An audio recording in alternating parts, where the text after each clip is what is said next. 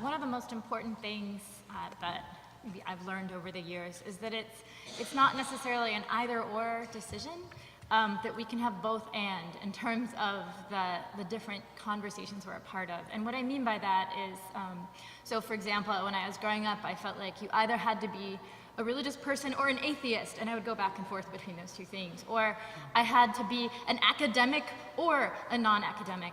Or I had to be the person who came from my family or an entirely new person. And what I would say is that the biggest thing that I've learned over the years is that it's not necessarily an I have to stay or I have to go question. And so, for example, I'll give you the example of Catholicism, which I almost shudder to say out loud right now, given what's going on in the world with Catholicism. But anyway, I grew up Catholic, and I still have all sorts of issues with the tradition, and all sorts of teachings with the tradition. However, Catholicism is more to me than the Vatican. Catholicism is my heritage. It's my mother and my grandmother, and it's my family, and it's the community I grew up in.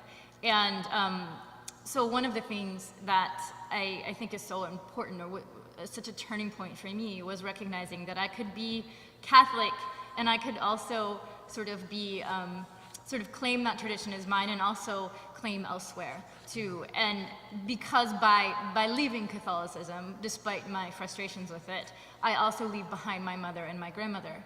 And one of the things I feel so grateful to the Catholic tradition is for giving me back my mother and my grandmother after they both passed away. When I walk into a Catholic church, I am with them, and I feel grateful for that. And so I feel like learning to embody both spaces is very important. And the other example I'll give you is that, so for example, me owning my Catholicism, despite all of these struggles that I have, is so disruptive to the Catholic Church, in the sense that I feel like part of what we get to do when we stay, even if there is a struggle there, is that we get to be disruptive. And so I'm not necessarily the package that people expect a Catholic to come in, or a Catholic speaker to come in, or especially in this dress, for example, and with my long hair, and with my brain. And so anyway,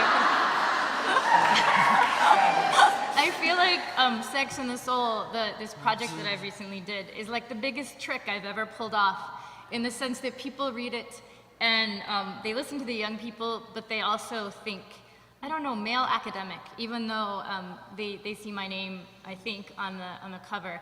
And so I am invited into so many different spaces, and I show up in my colorful dress and my long brown hair, and I talk about all sorts of, they sort of cede the floor to me. And so I get to be a disruption in so many communities because I've stayed. And so I get to be here, and I also get to be there. So anyway, I would ask that you think about that, because I often think, I know that the young women in my classes especially think, I have to go in order to be me. And I'm not sure that's really the case.